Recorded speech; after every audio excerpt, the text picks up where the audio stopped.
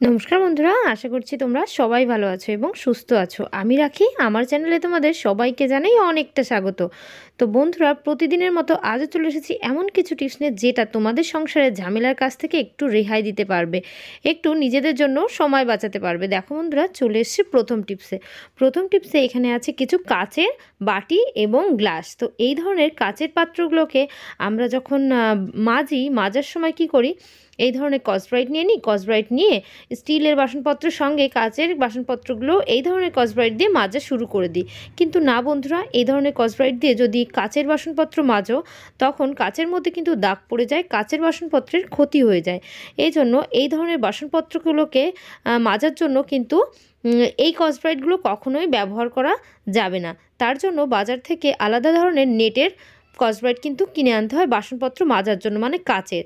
তো দেখো বন্ধুরা, সে বাজার থেকে কিনে না এনে বাড়িতে রাখা জিনিস দিয়ে বানিয়ে ফেলবো কাচের বাসন মাজা স্কচব্রাইট। তো কিভাবে এই ধরনের নেট বাড়িতে যখন সবজি অথবা ফল আমরা কিনে আনি, তার সঙ্গে কিন্তু এই ধরনের নেট বাড়িতে চলে আসে। এবার এই নেটগুলোকে আমরা কিন্তু কোথাও গুছিয়ে রাখি না, ফেলে দিই। তার কারণ যদি কোথাও রেখে দিই, সেখান থেকে কিন্তু এর মধ্যে টিকটিকি, আরশোলা এগুলো ঢুকে না এর মধ্যে ডিম পাড়াতে শুরু করে দেয়, একটা জায়গাটা নোংরা হতে শুরু করে।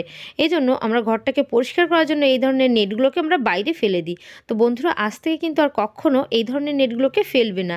না ফেলে দেখতেই পারছো আমি কত একটা ভালো কাজ করতে চলেছি। মানে বাজার থেকে কিনে না এনেও কিন্তু আমরা বাড়িতে বসে এই ধরনের নেটগুলো দিয়ে তৈরি করে ফেলবো ওই স্কচব্রাইটগুলো, মানে কাচের বাসনপত্র মাজার। তো তার জন্য প্রথমে একটা নেটকে আমি হাতের মধ্যে ঢুকে নিয়েছি, একইভাবে তার উপরে আরও একটা নেট আমি এইভাবে ঢুকিয়ে নিচ্ছি। এবার হাতটাকে এইভাবে ঢুকিয়ে একটু লম্বা করে রাখতে হবে, রেখে এর এই মুখটাকে উল্টো দিকে পাক দেব, আর আমি হাত থেকে খুলে ফেলবো। হাত থেকে খুলে এটাকে কিন্তু এইভাবে ঘোরাতে হবে। আমি যেভাবে কাজটা করছি ঠিক সেইভাবেই কিন্তু তোমাদেরও কাজটা করতে হবে। এইভাবে ঘোরাতে ঘোরাতে দেখতেই পারবে, তোমরা দেখলে বুঝতেই পারবে ঠিক বাজার থেকে কিনে আনা এই নেটগুলোর মতো নেট যে খোসাগুলো হয় সেরকম একটা তৈরি হয়ে গেছে। তো বন্ধুরা, এইভাবে দেখো বন্ধুরা আমি কাজটা কিভাবে করলাম। এইভাবে কিন্তু এমন একটা খোসা তৈরি হয়ে গেল যেটা কিন্তু আমরা নেটের, আর এই ধরনের কিন্তু আমরা বাজার থেকে অনেক টাকা পয়সা খরচা করে কিনে আনি আমাদের কাচের বাসনপত্র মাজার জন্য। তো আর কোনো কিনে আনতে হবে না, বাড়িতে রাখা এই সমস্ত জিনিস দিয়েই কাচের বাসনপত্র আমরা কিন্তু খুব সুন্দরভাবে মেজে ঘষে পরিষ্কার করে নিতে পারবো। আর কাচের বাসনপত্রে কিন্তু কোনো ক্ষতিও হবে না, কোনো দাগচোখও পড়বে না। তো বন্ধুরা, আশা করছি আমার এই কাচের বাসনপত্র মাজার এই টিপসটা তোমাদের অনেকটাই ভালো লেগেছে এবং অনেকটাই উপকারে আসবে। তো চলে এলাম পরবর্তী টিপসে। তো এখানে আছে কিছুটা প্লেট। তো এই প্লেটগুলো কিন্তু কোড়ে পাথরের। এবার এই যে কোড়ে পাথরের যে প্লেটগুলো হয়, তা অনেক সময় কি হয়, যাদের শিফটিং চাকরি, মানে এক জায়গা থেকে অন্য জায়গায় শিফট হয়, যারা ভাড়া বাড়িতে থাকে, ভাড়া বাড়িতে যারা থাকে তারা দীর্ঘদিন ধরে কিন্তু একই জায়গায় থাকতে পারে না, এক জায়গা থেকে আরেক জায়গায় চেঞ্জ করতে হয়। সেই সময় এই ধরনের প্লেট বাটিগুলোকেও কিন্তু একটা জায়গা থেকে অন্য জায়গায় মানে নিয়ে যেতে হয়। কারণ সেই শিফটিং চাকরিতেও নিয়ে যেতে হয়, আর যদি ভাড়া বাড়ি থাকে তখনও কিন্তু এক জায়গা থেকে অন্য জায়গায় নিয়ে যেতে হচ্ছে। এবার এই ধরনের যে কোড়ে পাথরের প্লেট বাটি অনেক সময় নিয়ে যেতে যেতে কিন্তু ভেঙেও যায়। তো বন্ধুরা, তার জন্য তোমরা ছোট্ট একটা উপায় করতে পারো। সেই উপায়ের মাধ্যমে নিয়ে নিয়েছি এখানে কি একটা লেগিংস। তো এই ধরনের লেগিংস যে প্যান্টগুলো থাকে আমাদের মেয়েদের, সেই প্যান্ট যদি একটু পুরনো হয়ে যায়, ফেলে না দিয়ে তোমরা এই কাজগুলো করবে। তো এই প্যান্টের মধ্যেই কিন্তু আমি এই থালাগুলোকে খুব সযত্নে রেখে দেবো, আর নিয়েও এক জায়গা থেকে আরেক জায়গায় গেলেও দেখবে কিচ্ছু হবে না। কিভাবে? তো লেগিংসের মধ্যে এইভাবে আমি থালাটাকে ঢুকিয়ে দিলাম, মানে যে প্লেট আছে সেই প্লেটটাকে ঢুকিয়ে দিলাম। ঢুকিয়ে এবার এই যে এর যে রাবারের জায়গাটা আছে সেই জায়গাটাকে একটু মুড়ে নেব। মুড়ে আর এর পাশে যে পা আছে দুটো, সেই পাটাকে আমি এইভাবে পেঁচিয়ে নেব। একটার উপর দিয়ে এইভাবে প্যাঁচ দিয়ে নিচের দিকটায় সেট করে দেব। তো নিচের দিকটা আমি সেট করে দিলাম। সেট করে এবার আরেকটা যে পা আছে সেই আরেকটা পাও কিন্তু আমার টেনে আনতে হবে। তো বন্ধুরা, আমি কাজটা যেভাবে যেভাবে করছি তোমাদেরও কিন্তু ঠিক সেইভাবেই কাজটা করতে হবে। এবার আরেকটা যে পা আছে সেই আরেকটা পাকেও এইভাবে টেনে টেনে পেছন দিকে ঘুরিয়ে দিতে হবে। আর একটু এই কাপড়গুলো একটু সরিয়ে বেশ সুন্দর করে গুছিয়ে রাখার মতো রাখতে হবে। তবে এইটাকে গোছানোর সময় পেছন দিক থেকে টেনে একটা কর্নার ঠিক একটা জায়গায় কিন্তু ঢুকিয়ে দিতে হবে, তবেই এটা বেশ সুন্দর সেট হয়ে থাকবে, না হলে কিন্তু খুলে যাবে। তো এইভাবে যদি তোমরা গুছিয়ে নিয়ে মানে কোথাও নিয়ে যাও, তবেও কিন্তু প্লেটগুলোর কোনো ক্ষতি হবে না। যদি হাত থেকে হঠাৎ করে পড়েও যায়, একটু উঁচু থেকে পড়লেও দেখবে এটা ভাঙবে না কোনো সমস্যা হবে না, খুব ভালো থাকবে। তো বন্ধুরা এভাবে কিন্তু তোমরা বাড়িতেও এটা রেখে দিতে পারো। দেখা গেল নতুন প্যান্টের মধ্যে করে এক জায়গা থেকে আরেক জায়গায় নিয়ে যাচ্ছ, কিন্তু বাড়িতে যদি এই ধরনের প্লেটগুলোকে গুছিয়ে রাখো এইভাবে, তো পুরনো যে বাদ দেওয়া যে লেগিংস প্যান্টগুলো সেই প্যান্টের মধ্যেই রাখবে, তাহলে দেখবে এর মধ্যে কোনো ধুলোও পড়বে না, কোনো সমস্যাও হবে না। আর নতুনের মধ্যে যদি এই প্লেটগুলো রাখো তবে নতুন প্যান্ট আবার পরতে হবে, তখন এইভাবে কাজটা করা যাবে না। এই জন্যই বললাম যে বাদ দেওয়া যে বাতিল প্যান্টগুলো সেই প্যান্টের মধ্যে থালাগুলো এইভাবে তোমরা বাড়িতেও গুছিয়ে রাখতে পারো। আর ট্রাভেলিংয়ের ক্ষেত্রে তো খুবই ভালো, এক জায়গা থেকে অন্য জায়গায় নিয়ে যাওয়ার জন্য কিন্তু এই প্লেটগুলোর কিন্তু আর কোনো ক্ষতি হবে না। তো বন্ধুরা আশা করছি আমার এই টিপসটাও তোমাদের অনেকটাই কাজে আসবে এবং অনেকটাই ভালো লেগেছে। তো বন্ধুরা চলে এলাম পরবর্তী টিপসে আমরা আমাদের সিঙ্কের মধ্যে রান্নাঘরের বেশিরভাগটা সময় কিন্তু কাটাই, কারণ বাসনপত্র মাজা ধোয়া সারাদিনই করতে হয়, সবজি ফল সব কিছু ধুতে হয় এর মধ্যে। এবার বাসনপত্র যখন আমরা মেজে ধুয়ে পরিষ্কার করলাম, করে সিঙ্কটাকে আমরা একটু কিন্তু স্কচব্রাইট দিয়ে পরিষ্কার করে দিই, পরিষ্কার করে ধুয়ে দিই একদম।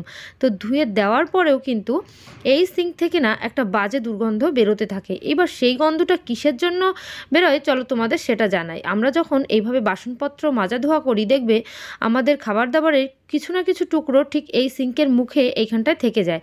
এবার সেই টুকরোগুলোকে আমরা কিন্তু বেশিরভাগটা ফেলি না, কারণ জলের সাথে সাথে ওই নলের মধ্যে চলে যায়। এবার সেই সবজি টুকরোগুলো ওইখানে নলের মধ্যে যখন পচতে শুরু করে, তখনই কিন্তু এখান থেকে একটা বাজে দুর্গন্ধ আসতে শুরু করে। আমরা যতই আমাদের সিঙ্কটাকে পরিষ্কার করি একটা বাজে গন্ধ। তো তার জন্য এইভাবে একটা সাবান নিয়ে নেবে, সাবানটা নিয়ে এইভাবে দিয়ে দেবে। না, এই ধরনের আস্ত সাবান দেওয়ার কখনো কোনো দরকার নেই। দেখবে সাবান ব্যবহার করতে করতে লাস্টে এরকম ছোটো ছোটো টুকরো হয়ে যায়। সেই টুকরো তোমরা একটু ভেঙে তারপর এই সিঙ্কের ঠিক এই মুখে এখানটা রাখতে পারো। এখানটা রাখলে কি হবে বলো তো, সারাদিন যখন আমরা সবজি ধুচ্ছি, বাসনপত্র ধুচ্ছি, ধোয়ার পর যে সমস্ত টুকরো যাই থাকুক না কেন এর মধ্যে যখনই পচবে, এই সাবানের গ্যাজাটা ওর মধ্যে গিয়ে সেই জায়গাটা তো পরিষ্কার করেই দেবে। আর আমাদের সিঙ্কের মধ্যে থেকে সারাদিন একটা সুগন্ধ বেরোতে থাকবে, কারণ সাবানের যেমন সুগন্ধ আছে ঠিক সেই সুগন্ধটাই যতবার জল পড়বে সাবানের উপর ততবারই কিন্তু সুগন্ধটা চারিদিকে ছড়াতে শুরু করবে। আর আমাদের তখন এই সিঙ্কের যে একটা মাজা ঘষার পরেও একটা বাজে দুর্গন্ধ আসছে, সেই দুর্গন্ধ কিন্তু আসবে না এই সাবানের কারণেই। তো তোমরা এইভাবে একটা সাবান রেখে দিতে পারো, দেখবে 3-4 দিন কিন্তু খুব ভালোভাবে এরকম সাবানের একটা টুকরো চলে যাবে। এবার 3-4 দিন, 1 সপ্তাহ যদি চলে যায়, একটু বড় টুকরো রাখো, তো 1 সপ্তাহ বাদে বাদে ওটাকে আবার চেঞ্জ করে আবার একটা ছোট টুকরো দিয়ে দেবে, তাহলে দেখবে এই সমস্যা থেকে তোমরা রেহাই পেয়ে যাবে। আশা করছি এই টিপসটা তোমাদের অনেকটাই ভালো লেগেছে। চলে এলাম পরবর্তী টিপসে। বন্ধুরা আমাদের যদি কখনো কোথাও চোট লাগে, মানে ব্যথা লাগে পায়ে, হাতে, হাঁটুতে অথবা পেটে যদি কখনো ব্যথা করে, তখন আমরা এই ধরনের ওয়াটার ব্যাগের প্রয়োজন আমাদের হয়, কারণ এর মধ্যে গরম জল দিয়েই আমরা কিন্তু ছ্যাঁক দিতে শুরু করি। কিন্তু এই ধরনের ওয়াটার ব্যাগ আমাদের কিনতে গেলে অনেকটা টাকা পয়সা খরচা করে বাজার থেকে কিনতে হয় অনেকটা দাম দিয়েই। এবার সেই দাম দিয়ে না বাজার থেকে কিনে এই ধরনের ডাইপার দিয়েই আমরা বাড়িতে বসে যদি ছোট বাচ্চাদের এই ডাইপারের সাহায্যে আমরা সেই ওয়াটার ব্যাগটা বানিয়ে নিতে পারি তাহলে কেমন হয়। তার জন্য প্রথমে আমরা কি করব, এই ডাইপারটাকে আমরা খুলে নিয়েছি, খুলে এই চারি সাইডের যে এক্সট্রা যে জায়গাটা আছে সেই জায়গাটাকে আমাদের প্রথমে ছিঁড়ে ফেলতে হবে। মানে খুলে ফেলতে হবে। এইভাবে খুলে ফেলার পর তারপর কিন্তু আমাদের আসল কাজটা হবে।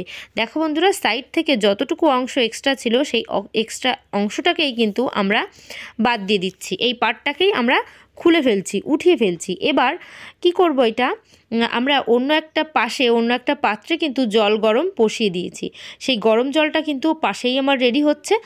এবার এইদিকে আমরা এই ডাইপারটাকে খুলে একেবারে রেডি করে নিলাম। রেডি করে এইবার এই যে গরম জল, সেই গরম জলটাকে প্রথমে আমরা কি করব, ডাইপারের মধ্যে এইভাবে করে দিয়ে দেব। এইভাবে আমরা ডাইপারের মধ্যে দিয়ে দিলেই কিন্তু আমাদের কাজটা হয়ে যাবে।